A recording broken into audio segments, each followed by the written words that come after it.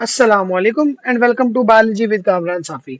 आज के लेक्चर में हम लोग बात करेंगे एंडोस्पोर फॉर्मेशन की। तो सबसे पहली चीज हमारे पास वर्ड स्पोर है। क्या चीज?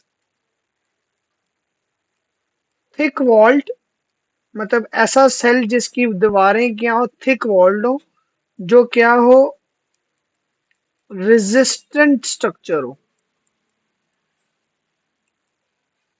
थिक वॉल्ड हो, रेजिस्टेंट स्ट्रक्चर हो, किस चीज के अगेंस्ट रेजिस्टेंस प्रोवाइड करे?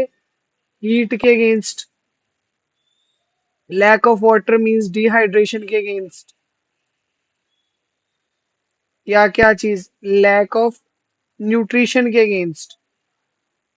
मतलब ऐसे सख्त स्ट्रक्चर्स हों जो क्या करें, उसको रेजिस्टेंस प्रोवाइड करें, मतलब उसको सर्वाइवल दें। किस एनवायरनमेंट में? उस एनवायरनमेंट में जिसका टेम्परेचर बहुत ज्यादा हो, जिसमें पानी की कमी हो या खुराक की कमी हो।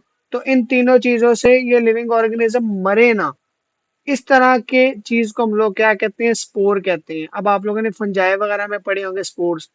वो कहाँ बनते हैं? आउटसाइड द बॉडी बनते हैं। अब ये जो एंडो एंडो वर्ड का मतलब क्या होता है? इनसाइड।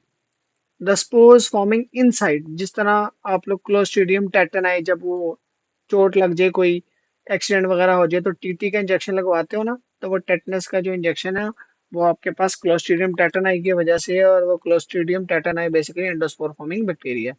खैर, इसको डिटेल में देखते हैं। तो अब आपके पास देखें कि है क्या चीज। बहुत सारे बैक्टीरिया इसको बनाते हैं हार्श इन्वायरमेंट में, सर्वाइवल के लिए, कि हार्श इन्वायरमेंट में वो सर्वाइव कर सकें। ऐसे स्ट्रक्चर्स को हम लोग क्या कहते हैं? स्पोर्स कहते हैं। ये बेसिकली क्या होते हैं? रेस्टिंग स्ट्रक्चर्स हैं। इसको हम लोग रेस्टिंग स्ट्रक्चर्स क्यों कहते हैं? हम लोग इसलिए कहते हैं कि ये अलाइव तो होते हैं, बट क्या होते हैं? मेटाबॉलिकली इनएक्टिव होते हैं। मतलब किसी तरह का कोई मेटाबॉलिज्म, यानी कि ग्रोथ एटसेट्रा इनके अंदर नहीं हो रही होती। जब ग्रोथ वगैरह ही नहीं होगी तो एनर्जी नहीं ना चाहिए होगी। ऐसी इनएक्टिव स्टेट को हम लोग डोरमेंसी कह रहे होते हैं, कि डोरमेंट हो गया एक सीड आपके पास, या कोई भी आपके पास स्ट्रक्चर। अब ये जो स्पोर फॉर्मेशन का प्रोसेस है, इस प्रोसेस को हम लोग कहते हैं sporulation. Sporulation is the process of the formation of spores. अब इसके कुछ स्टेप्स हैं।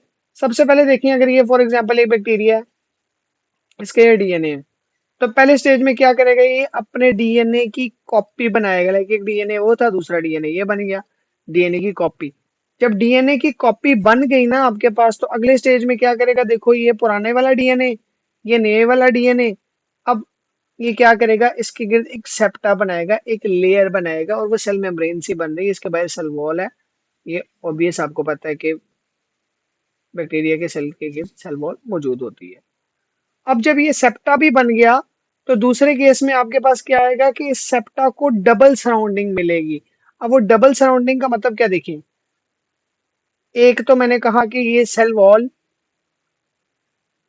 ये सेल मेम्ब्रेन, और ये पुराने वाला डीएनए। एक मैंने कहा कि इस मेम्ब्रेन ने क्या बनाया था? इसके गिर्द एक सेप्टा बना दिया था, एक सेप्टा बन गया था। ठीक है, इसके अंदर ये डीएनए था।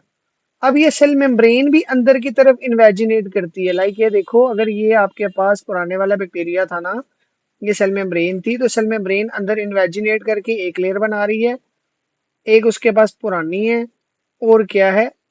डीएनए है। तो मतलब क्या आपके पास देखो, सेल वॉल, सेल मेम्ब्रेन, इसकी क्या है? आउटर सेल मेम्ब्रेन है, और ये क्या आ गई? Inner cell membrane. अभी आउटर और इनर सेल मेम्ब्रेन के दरमियान ना बेसिकली देखें, ये अगर फॉर एग्जांपल एक सेल वॉल थी, ये जो है वो आपके पास एक सेल मेम्ब्रेन इसकी गिरती, ये दूसरी सेल मेम्ब्रेन इसकी गिरती, और ये क्या था? डीएनए था। तो इनके दरमियान यहाँ पे ना पेप्टाइडोग्लाइकन की एक लेयर आ जाती है, यहाँ पे फॉर्मेशन हो जाती है सेल वॉल की। ये बेसिकली क्या है? आपके पास पेप्टाइडोग्लाइकन की लेयर है। जैसे आपको पता है, लास्ट लेक्चर में पढ़ाया था कि बैक्टीरिया के अंदर सेल वॉल किस चीज से मिलकर बनी होती है? पेप्टाइडो ग्लाइकन से मिलकर बनी होती है। बल्कि इससे पहले वाले स्टेप में यहाँ पर क्या होगा? जो ओल्ड डीएनए है ना, वो डिसइंटीग्रेट कर जाएगा, यानी कि डिहाइड्रेट हो जाएगा। देखो यहाँ पे ये डीएनए था ना, ये डीएनए टूट जाएगा। टूट जाएगा और इसके बीच में से जो वाटर मॉलिक्यूल्स है ना वो बाहर निकल जाएंगे। जब पानी बाहर निकलेगा तो ये इसको क्या कर देगा, ड्राई कर देगा। जब ये ड्राई करेगा तो इसको टफ बनाएगा, इसको जो है वो रेजिस्टेंट बनाएगा, यानी कि क्या कर रहा है, इसको टफ बना रहा है। अब देखें कि क्या हुआ, ये एक सेल था, सेल वॉल थी, इसके अंदर क्या हुआ, एक नया स्ट्रक्चर बना जिसके गिर्द ये आउटर मेम्ब्रेन जो इसकी सेल मेम्ब्रेन थी बेसिकली वही रही। दरमियान में क्या आ गई, पेप्टाइडोग्लाइकन की लेयर आ गई। ये जो सेप्टा शुरू में हम लोगों ने बनाया था उस सेप्टा की मेम्ब्रेन आ गई और दरमियान में क्या आ गया, जेनेटिक मटेरियल आ गया। अब वो कहता है कि ये इसको बाहर रिलीज कर सकता है, लेकिन ज्यादातर इसको बाहर रिलीज करने से पहले ना इसके गिर्द एक और भी मेम्ब्रेन बना लेते हैं। जैसे मैंने लास्ट लेक्चर में आपको बताया था ना, कैप्सूल वगैरह, एक बाहर एक और लेयर भी बन सकती है। अब यहाँ देखें, एक outermost layer, outer cell membrane, peptidoglycan की मतलब cell wall, inner cell membrane. तो देखो एक दो तीन चार, चार लेयर थिक है। अब ये जो चार लेयर थिक है ना ये रेजिस्टेंट है, ये इतनी जल्दी मरेगा नहीं। और ये देखो अब जिस्म के अंदर बन रहा है ना बैक्टीरिया की, इसलिए हम इसको एंडोस्पोर कहते हैं। जरा डायग्राम देखें तो ये पहले देखिए सेप्टा बन रहा है, यहाँ पर देखिए सेप्टा बन गया, सेप्टा बन गया। अब ये देखिए जो इनर सेल मेम्ब्रेन से सेल मेम्ब्रेन भी इसके गिर्द क्या बना रही है, दो लेयर्स। अब देखिए एक आउटर सेल मेम्ब्रेन हो गई, एक इनर सेल मेम्ब्रेन होगी, और दरमियान में ये क्या आ गया आपके पास, जेनेटिक मटेरियल यानी कि इसका डीएनए आ गया। अब outer cell membrane, outer cell membrane और देखो इनर सेल मेम्ब्रेन, इनके दरमियान में ये क्या बनी, पेप्टाइडोग्लाइकन की आपके पास लेयर आ गई जो येलो कलर से दिखाई भी है आपको। फिर इसके बाहर आपने कहा कि एक्स्ट्रा जो है वो प्रोटेक्टिव कवरिंग बन जाती है जिसको आप लोग सीड कोट कह रहे होते हो, स्पोर कोट कह रहे होते हो। अभी बेसिकली जो स्पोर कोट है that is spore coat. Last में क्या होता है, ये सेल बर्स्ट करता है और जब बर्स्ट करता है तो इसके बीच में से बाहर निकल आता है इसका। अब ये इसको अनफेवरेबल कंडीशंस में हेल्प करता है ग्रो करने के लिए। लाइक देखो अगर कोई कंडीशन है ना उसके लिए नॉर्मल नहीं है तो इस कंडीशन में ये सर्वाइवल मोड में चला जाता है।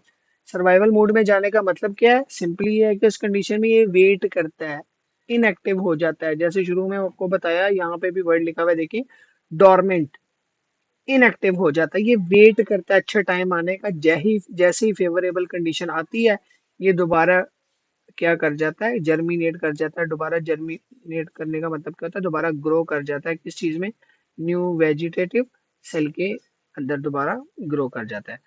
यहाँ पर बेटे आपका कंप्लीट होता है एंडोस्पोर फॉर्मेशन इन बैक्टीरिया। उम्मीद करता हूँ आपको समझ आ गया होगा।